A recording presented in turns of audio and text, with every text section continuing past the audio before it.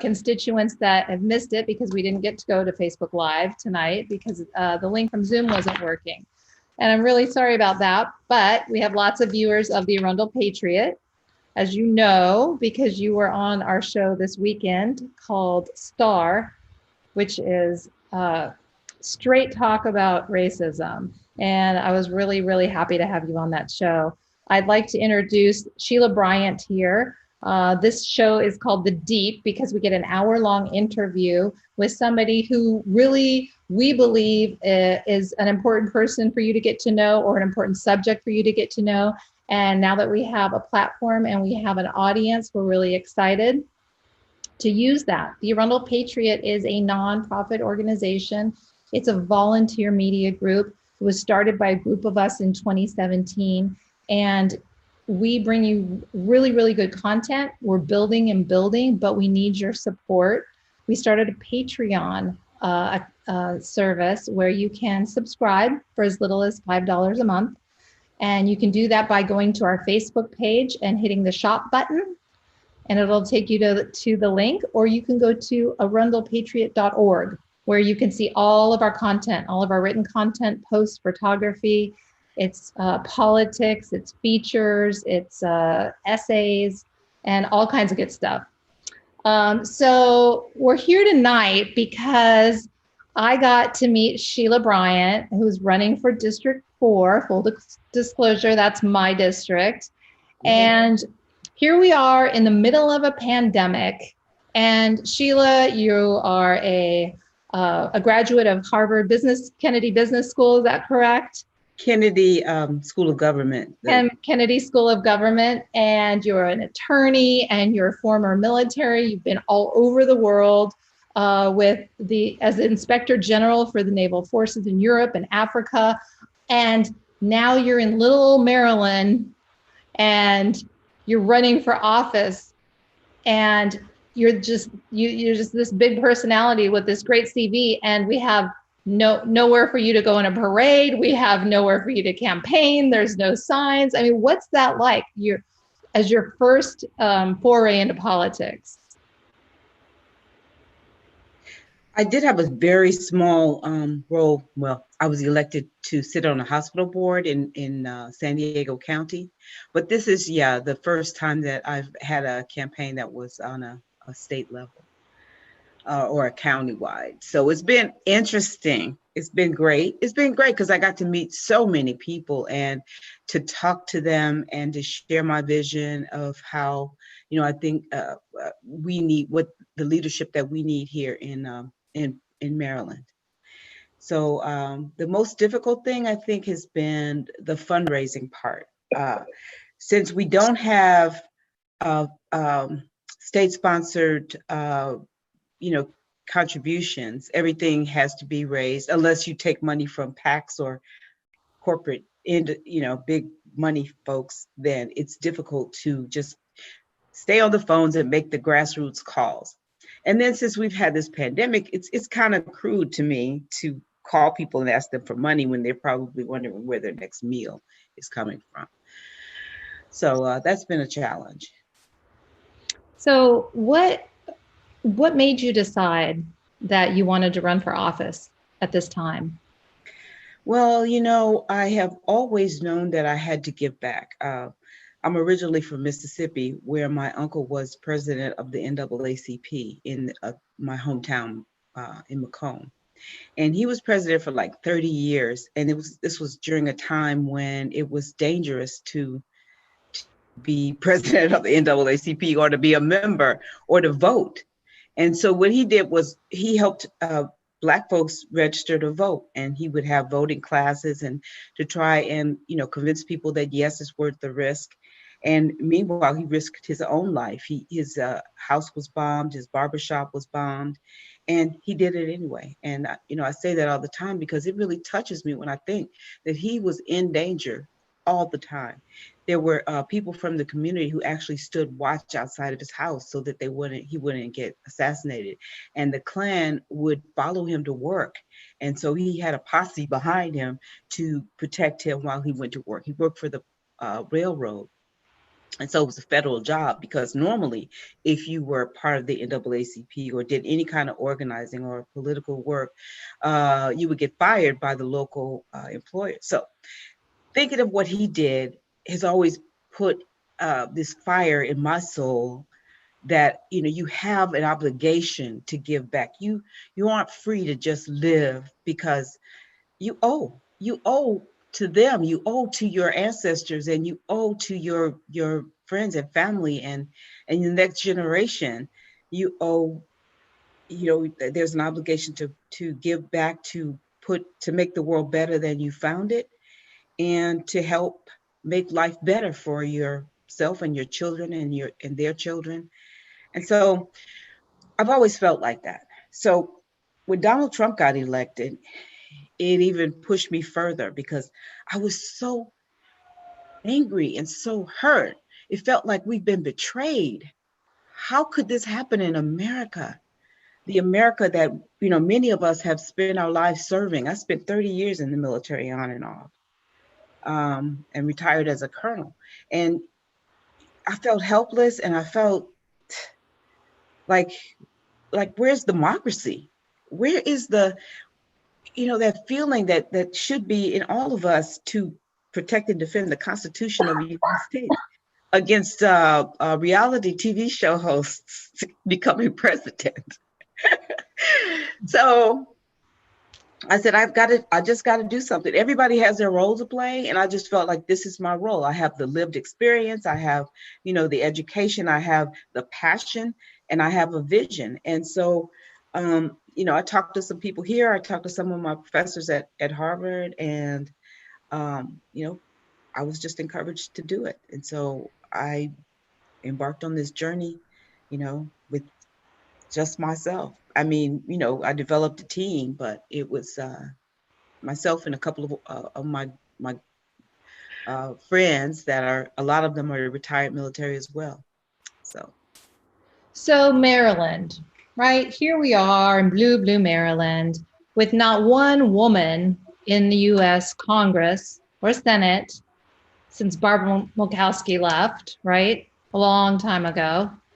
And that just seems absolutely pathetic to me. So how is that even possible? This is 2020. And we're this state that prides itself with having so many Democrats in Congress and yet not one woman. So why is that? And how hard is the nut to crack that is the blue machine that is Maryland? How have you found it? Well, first of all, Donna Edwards left her seat. This is the seat that I'm running for now, of course, is the one Donna Edwards left to run for Barbara Murkowski's seat in Senate. And so that was 2016. And even though Jocelyn Pena-Melnick ran, which she probably was the best candidate in that race, she didn't win. And there is something about this machine. Well, it's like a self-licking ice cream, is many things here. It's like you can't be part of the machine unless you're part of the machine. And it's very difficult to get elected. So I'm not really in that, because again, I have the attitude that we need to change the way we're doing things. We can't keep doing the same things and not getting the progress that we need. Why should you get elected simply because you were already there? That's and Anthony Brown found that too when he didn't succeed in his bid for governor. But that may be because he just wasn't connecting with voters. I'm not here to really badmouth him, but on the other hand, he doesn't seem to have that connection with real people. I don't know. So is that one of the main reasons that, you are coming in as a primary challenger to him, or Exactly. are they his policies? And when you say, you can't expect things to change, there are a lot of Democrats right now who will say Trump is the most terrifying and worst leader they've ever had. And yet a lot of them have voted for all of his budgets and let a lot of things pass that are those terrible, scary things that he's doing. I don't know Brown's, I don't have his voting record in front of me, but there are a lot of people too who say, well, once Trump's gone, everything's going to be fine. We'll just go back to normal. So I'm getting a delay on this end. So, There you are. okay, there we go. So, my problem with him is that he votes with everybody. He votes, along with the group, and just to fly under the radar, not to really call attention to an issue that he feels passionate about, and to tell us what it is that he wants us to do, or that he's doing for us. I mean, it's just very mild-mannered Clark Kent-ish. And I want to go in to be like Superwoman. Yeah, we need Superwoman. that's right. Lots That's of right. Superwomans from Maryland. So one of the main things on your platform that you care about a lot is criminal justice reform. As a lay person, when I hear the word reform, sometimes like, oh, that word, right? Because you get reform, and sometimes that means like all the corporations come in and change everything for their benefit. So Right. how do you really make reform for the people as far as criminal justice reform? Wow, it really is a tall order. And what it's going to take is community involvement, for one thing. And I'm part of right now, the Justice Task Force in Progressive Maryland that we're doing some work with reentry. But anyway, I think that reform starts in elementary school, teaching kids, and providing them with the wraparound services to make them feel their energy and their value and their worth. And then, teaching them skills that are going to get them to the next phase, which is preparing for college. So it starts from that. It starts, from us demanding more from our elected leaders. It starts in parental involvement. It starts with, kids who come to school with all this trauma, getting it treated then at their infancy, at their youth, and then feeling their beauty and their power. And so then it gets to providing jobs and opportunities for people so they don't do things that are illegal. So first of all, yes, you got to fix that part. And then there's policing, which has to change from this aggressive, do what I said, I'm the law kind of approach to de-escalation and protect and serve. How about that? So policing. And then when you talk about the power, the greatest power in this country is within the prosecutor's office.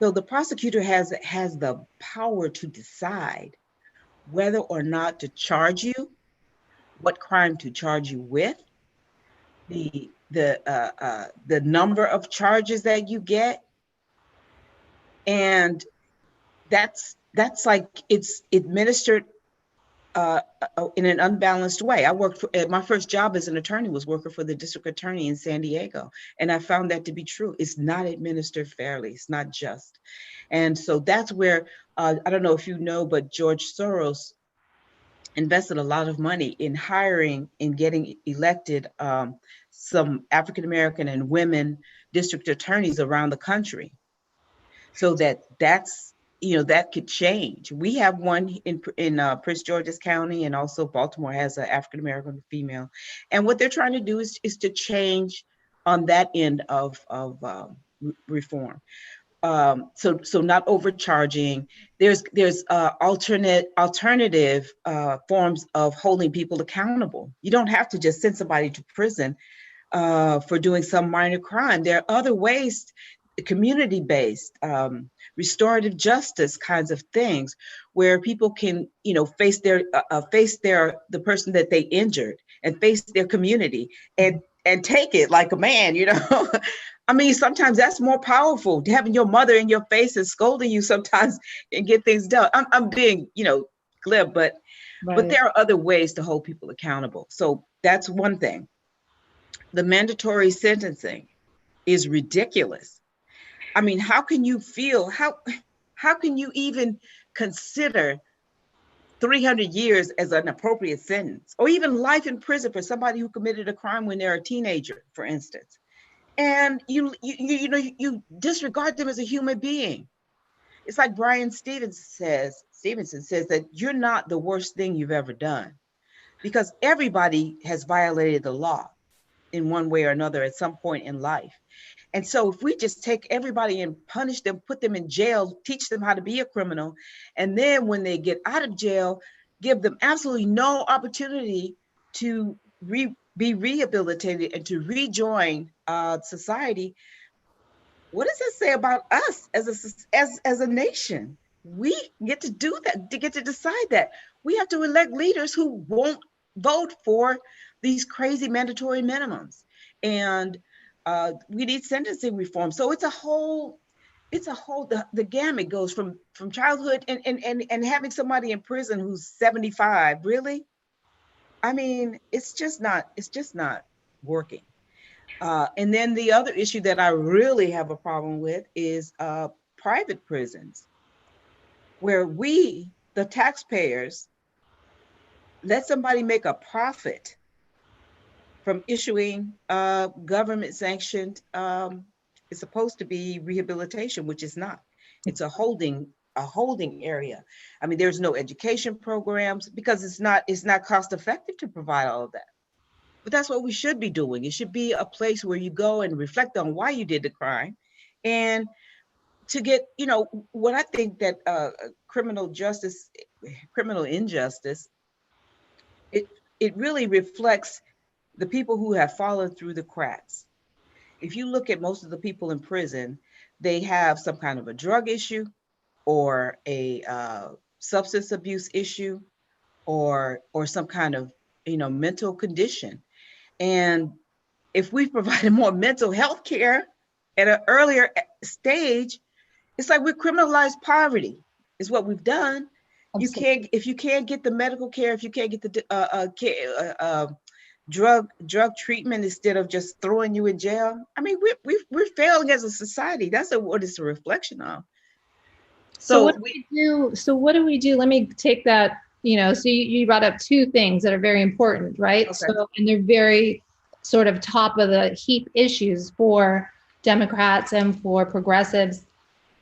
Number one is legalization of drugs, specifically marijuana right now. Absolutely. You talk a little bit about that, and then you can talk about, there aren't enough mental health care. Yeah. There's not enough mental health care. There's not enough health care. How do we solve those two issues? What is your take on legalization? And then let's talk about health care. So I have a lot of thoughts about legalization. Number one, it should never have been illegal, or at least not placed on the same schedule as cocaine and heroin and all of those drugs, because it's not in that same category. And because now it's legal in some states and not others, that makes it even more ridiculous for it to be illegal on a federal level. The other thing is that it's disproportionately impacted brown and Black people, this so-called war on drugs. So that's the basis of it. So now let's legalize it. Let's take it off the Schedule 1 or Schedule A drugs. Let's legalize legalize it nationally. Let's exonerate and expunge the records of those people who have been impacted by war on drugs, and then turn it into a form of reparation for Black people, and make sure that at least 30% of the dispensaries are reserved for African Americans. That's who's been impacted by it.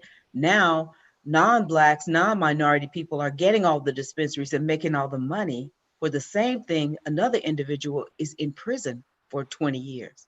And that is just patently unfair. So take the revenue and the taxes from the from the dispensaries and from the sales, and create education facilities where you can teach people how to how to grow it and cultivate it and package it and sell it and market and all of those things, and make sure that at least 30% are those schools are available to people as a form of reparation. So yeah, it should be legal. Yeah, good plan.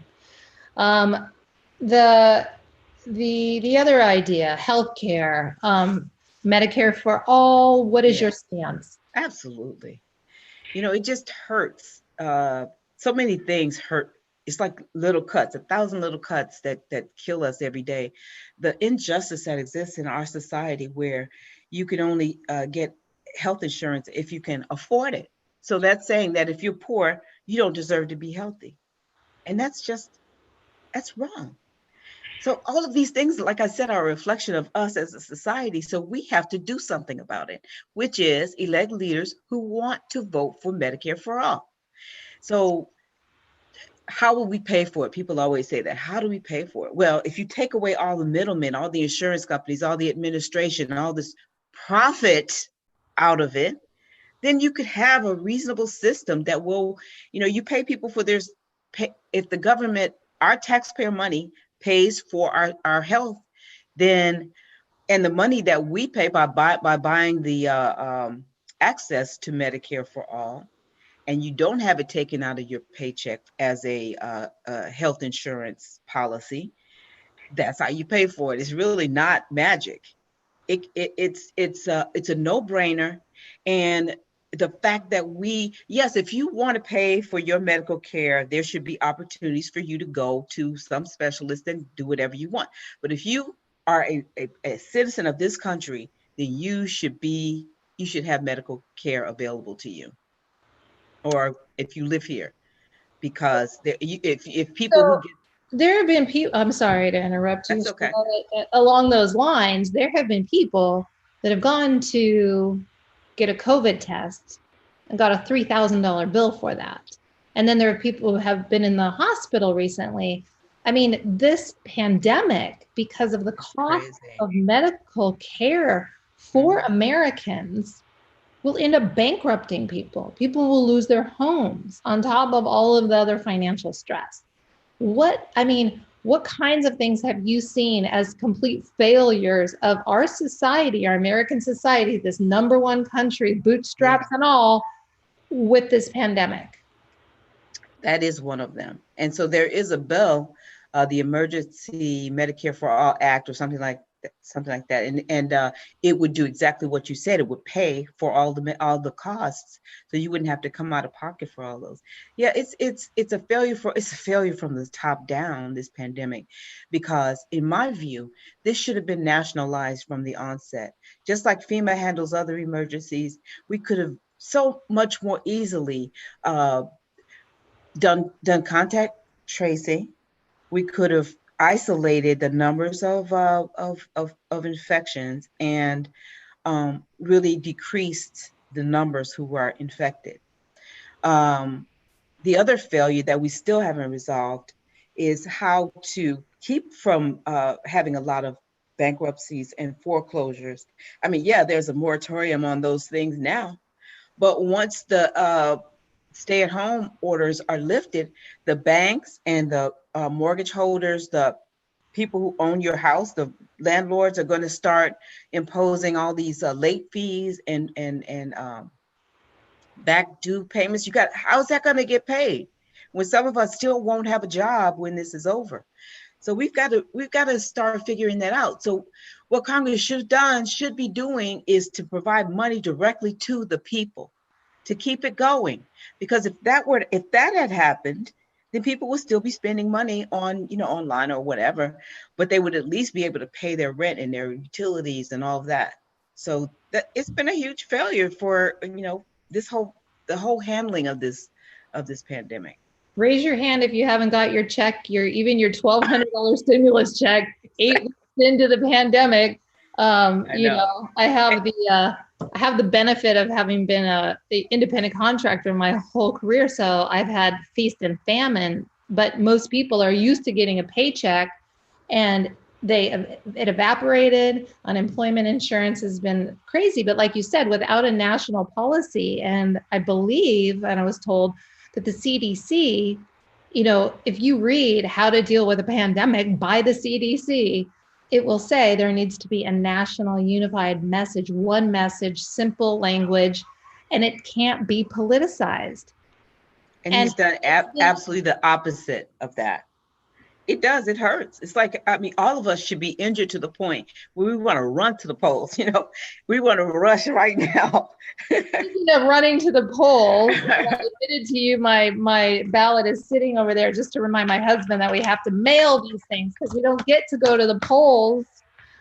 This will be the first time in many, many years for all of us that we're mailing in it our ballot in because of the pandemic.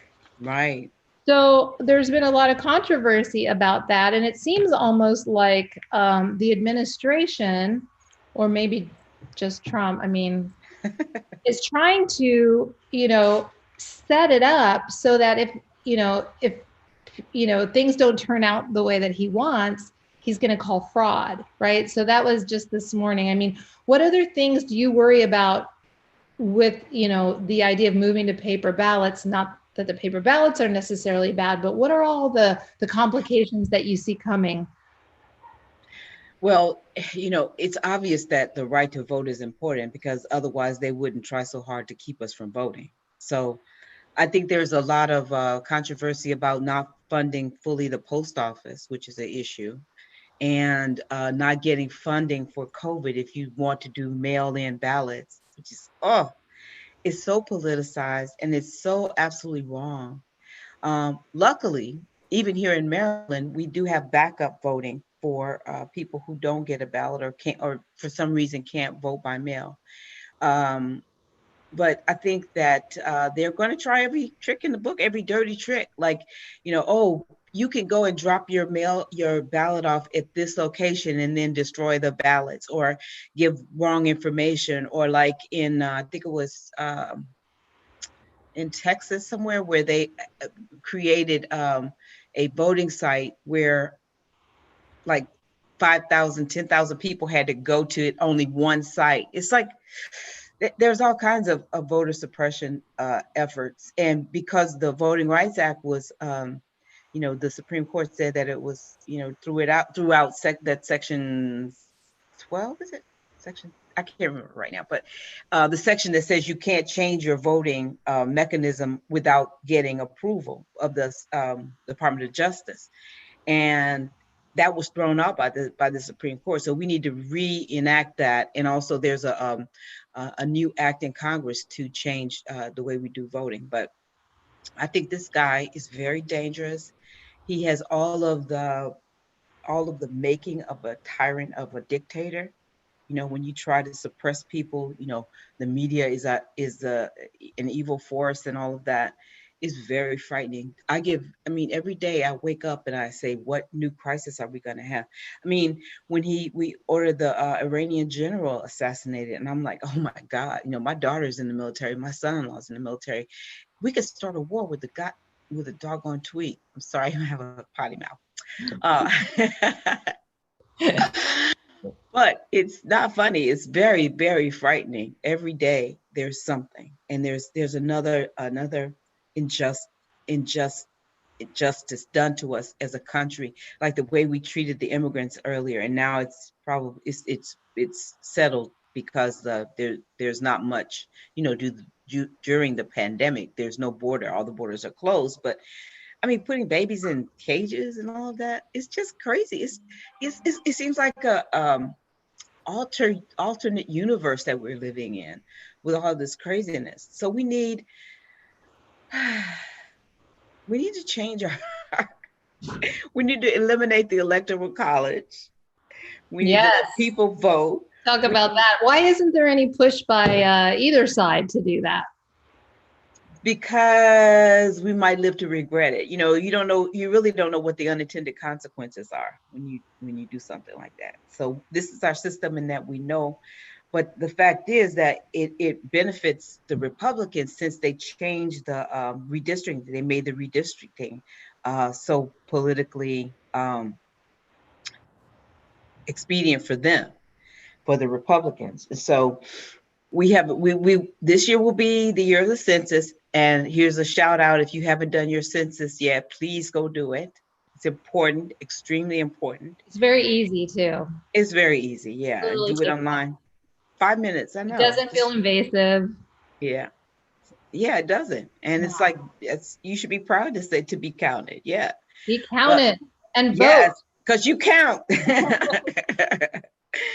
But yeah, so we've really got to change the way we do voting. And we do need what I was saying is that we have the redistricting after the results of the census, so that it'll change. And we shouldn't do it just by political party. It should really be done by an independent entity that puts the districts that don't go circuitously around the corner and through the woods and across You the couldn't street. possibly be talking about Maryland, could you?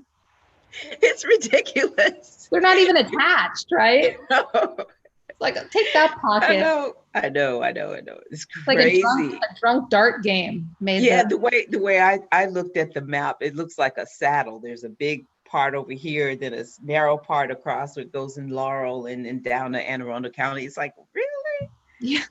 So I don't know. We've got to do better. Yeah, definitely.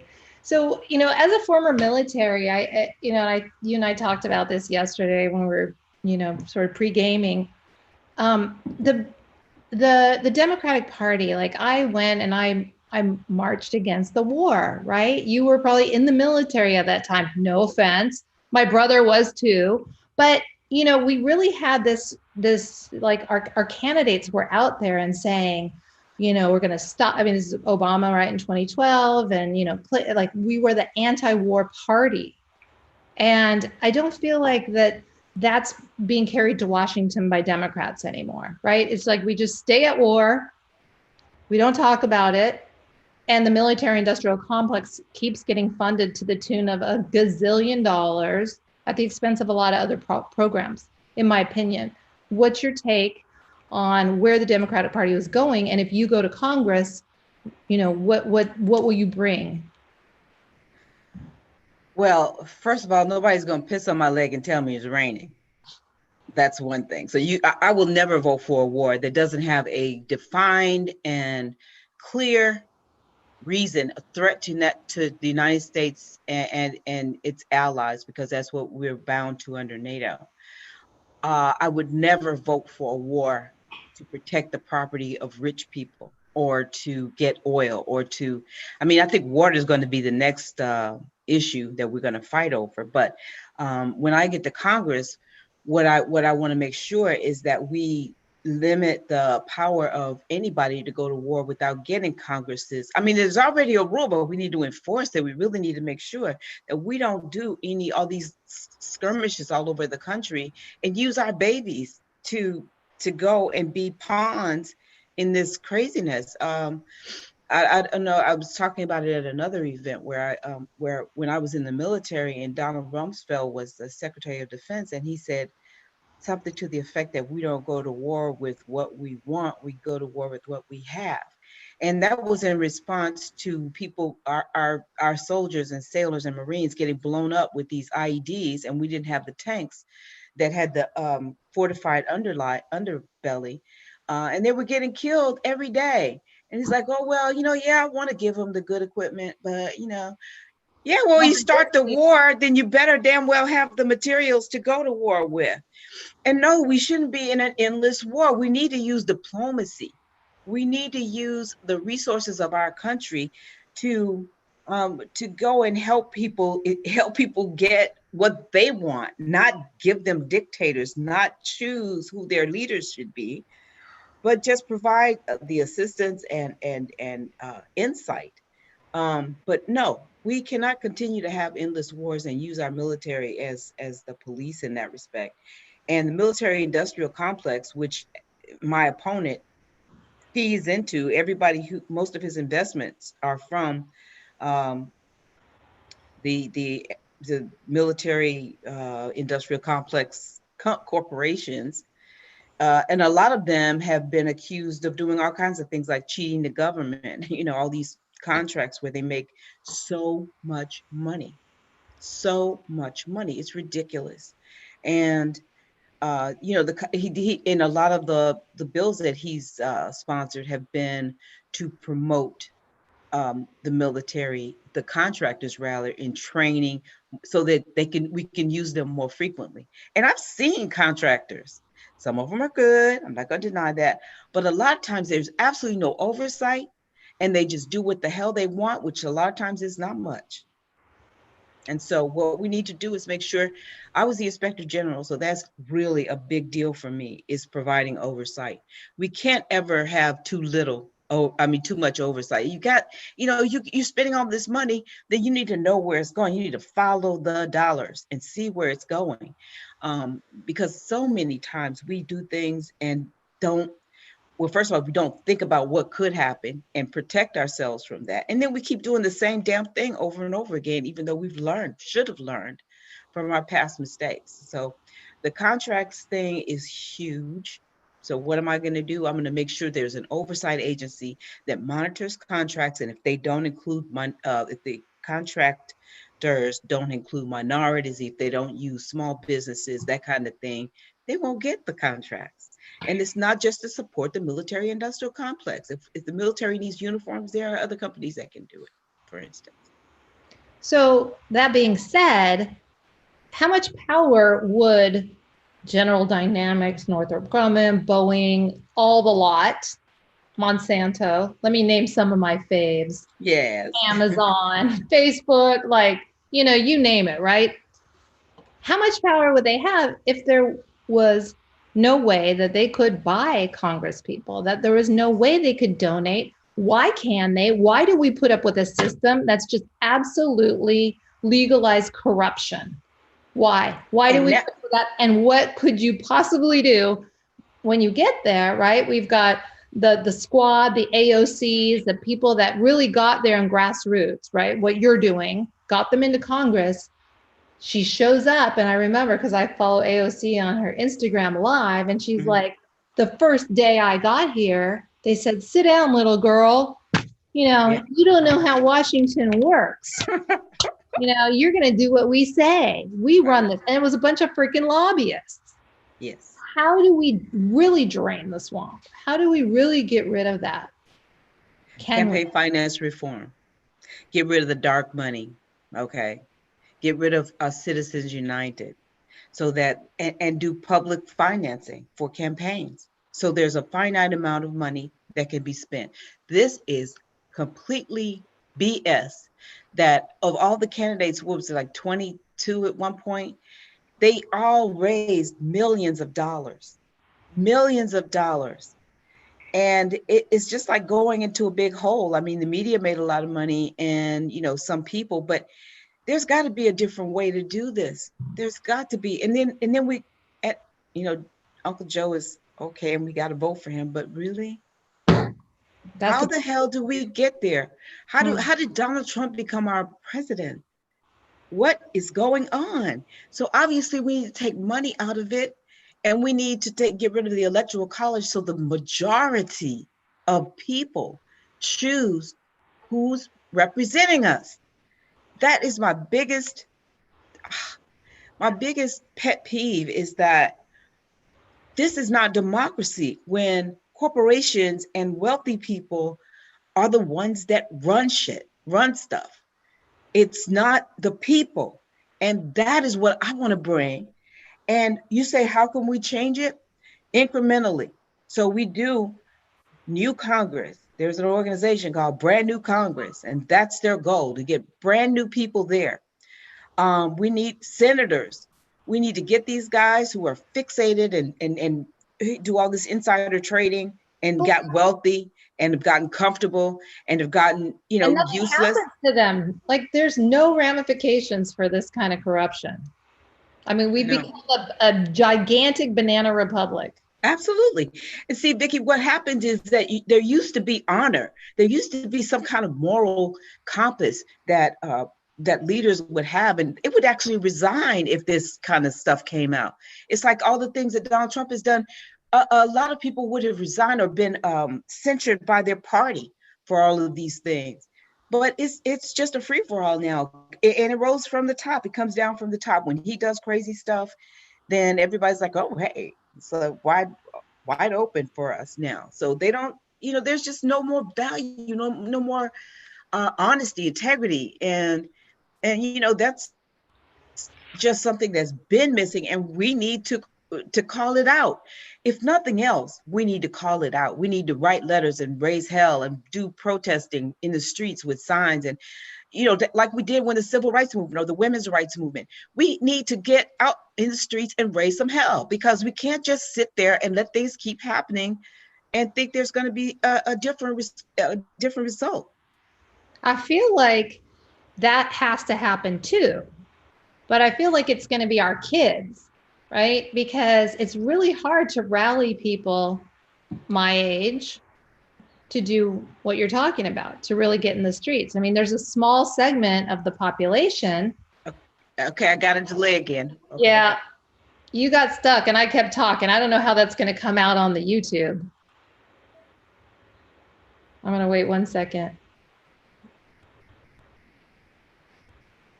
Looks like we're having Okay, so what was that question? tech problem. Oh, I was just saying, what do you think about, for me, it seems pretty hard to get women my age, I'm 54 this year, into the streets, right? To make those demands.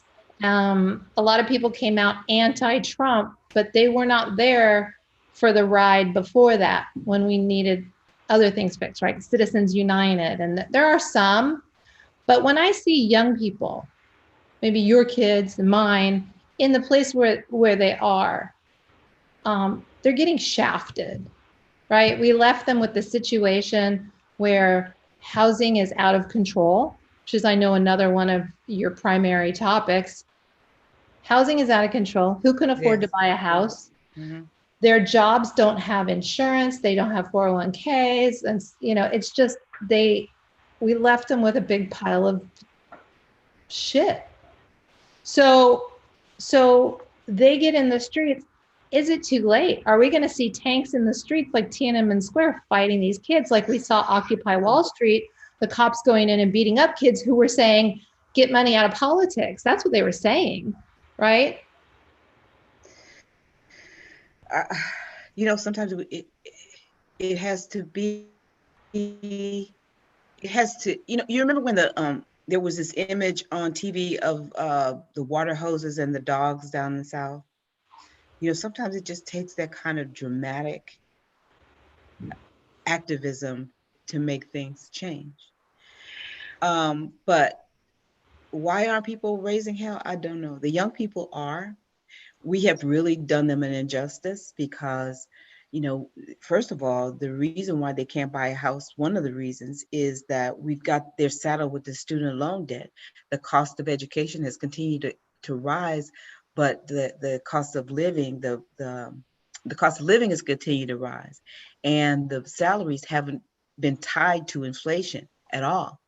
So we're not making,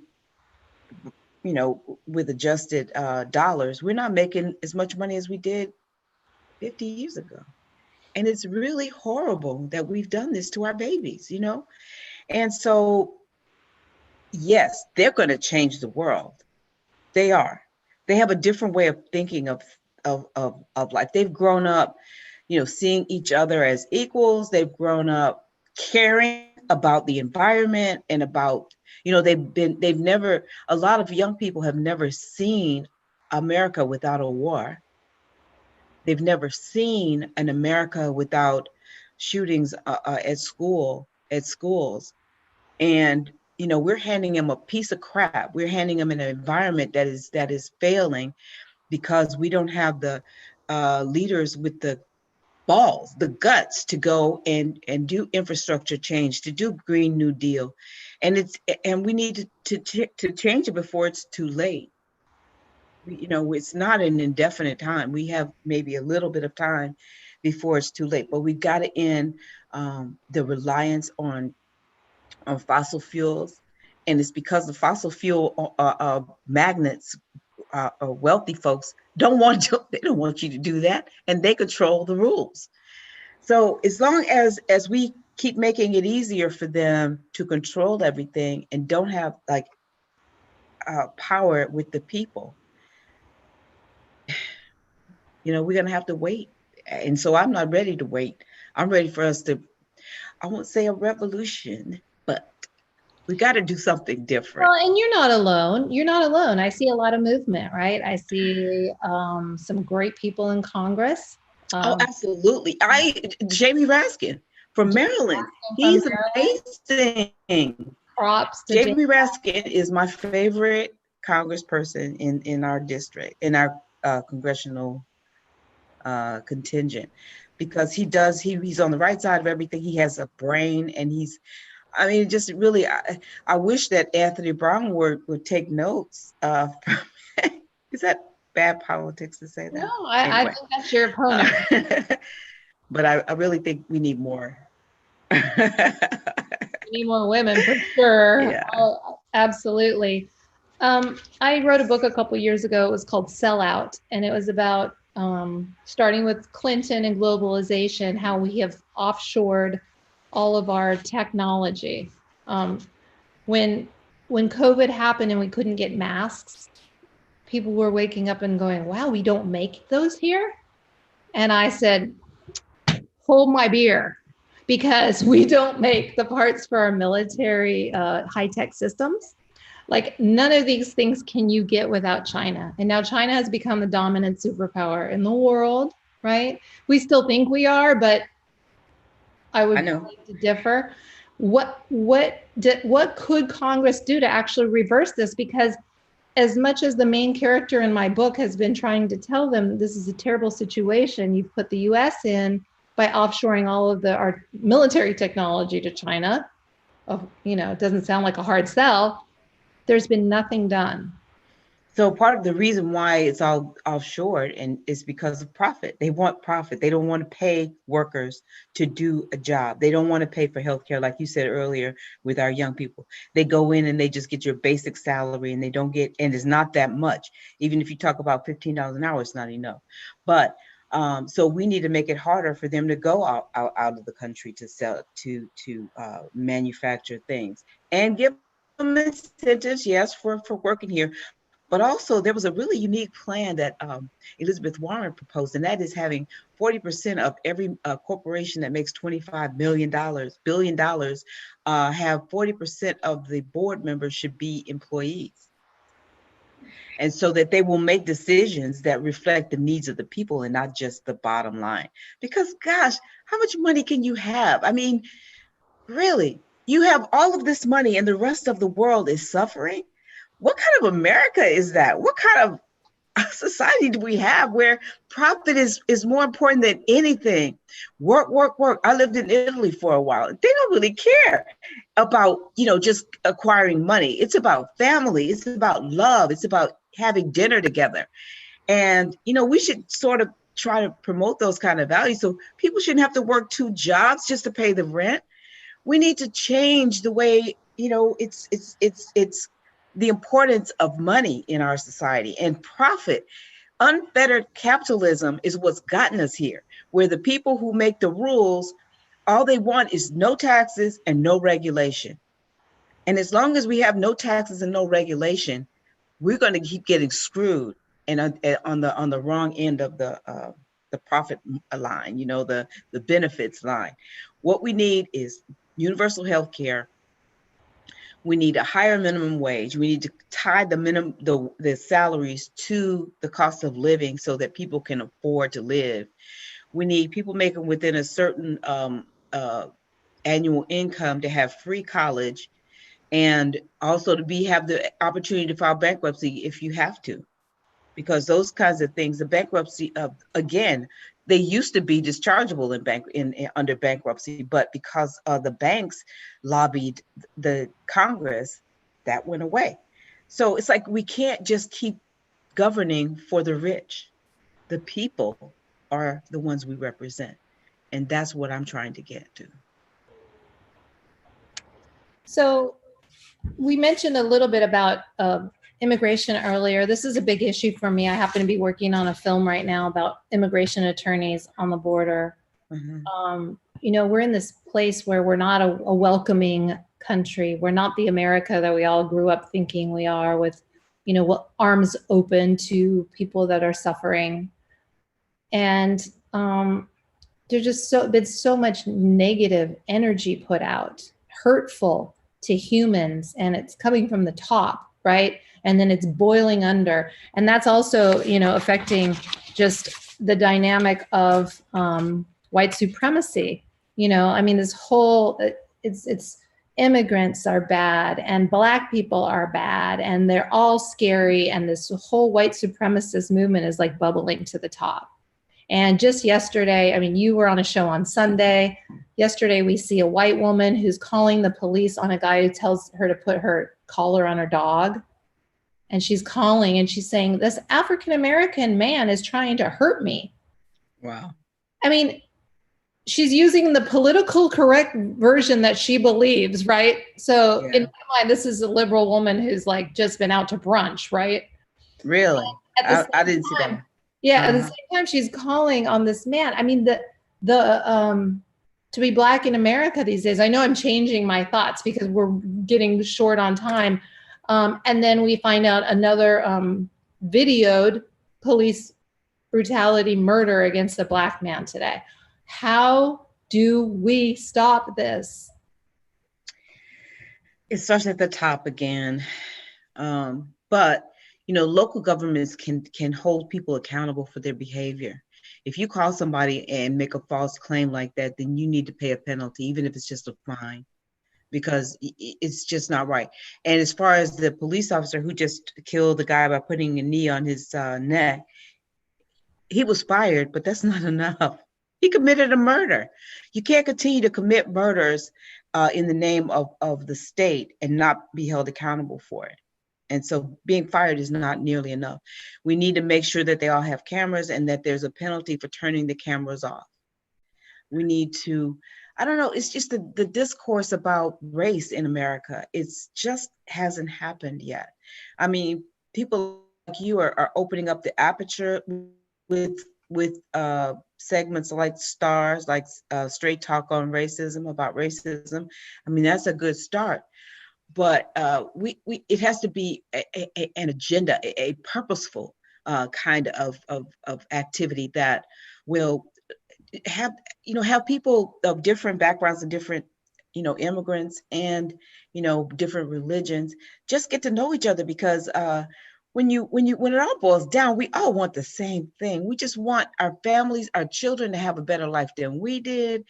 We don't want to have to wonder where our next meal is coming from. We want some of the creature comforts, life, liberty, and the pursuit of happiness. That's what we're here for. And religious freedom. And it shouldn't be that hard. And it's like, I think if you have people who really care about making America really great, it's already great. We have great people, but if you got a jerk at the top of the government who's saying things that are disrespectful, every human being needs to be treated with dignity and respect, regardless of what they look like, what their sexual preference or sexual identity, or where they came from, or how much money they have, or whether they're a man or a woman, or what color. It's just, everybody's the same. We all deserve respect. You treat the person with the most menial job the same way you would somebody who's a wealthy person, because that person is human being and they deserve the same level of respect. Yes, you do things more when you're being paid for it by somebody. You might give them an extra extra level of respect, but just your basic, you don't curse people, you don't demean people because or make fun of them like he did with the person that was disabled, this president, the person in the White House, because he's really not acting like a president. The idea of presidency connotes somebody who's leading and who's guiding and who's really taking the country and moving it in a positive direction, caring about the people. And I don't think he's done that. And I don't think the Senate is doing that. And a lot of congressmen aren't doing that. And so that's why it's so important to vote. And today was the last day to ask for a ballot if you haven't got one. And it's also the last day to register to vote. I think you could still do it until 8 o'clock tonight. Then you can register. You have 1 minute, folks. Okay. Yeah. Otherwise, you have to come and see me on June 2nd, because we're gonna be out there at the polls for those people who didn't take advantage of voting by mail. We're gonna see you at the polls. There are 8 locations between Prince George's and Anne Arundel County. I really miss the energy. I wish I I could be know. out there and seeing all of you. And, it's just, it's a very strange election. Yeah. I'm so glad that you want to be part of this political discourse, and I love to see you become an elected official. Thank So you. I wish you the best. I'm excited for June 6th. I am too. I'm really excited. This has been such a strange process because we weren't able to do events and knock on doors, but I have gotten to call people and talk to them and, send them mail and whatever. So I'm just hoping that everybody comes out and either put your ballot in the mail or come out on June 2nd and June vote. 2nd. June I said 2nd. June 6th. June 2nd, yeah. No, please don't. Let's don't give out disinformation here. Yeah, right. Sorry. And check out my Facebook page, my website, bryantforcongress.com, and vote for me. Shelia Bryant, thank you so much. I'm sorry we had technical difficulties, but we will make sure that this video gets on YouTube and any other places. Facebook. We're on YouTube, Facebook, and every other place. It's such a pleasure. I'm glad I know you. I look forward to watching your career and, rage against the machine. Exactly. Thanks a lot. I appreciate your providing the opportunity and the platform. You're amazing. Thank you, Sheila. I'll see you soon.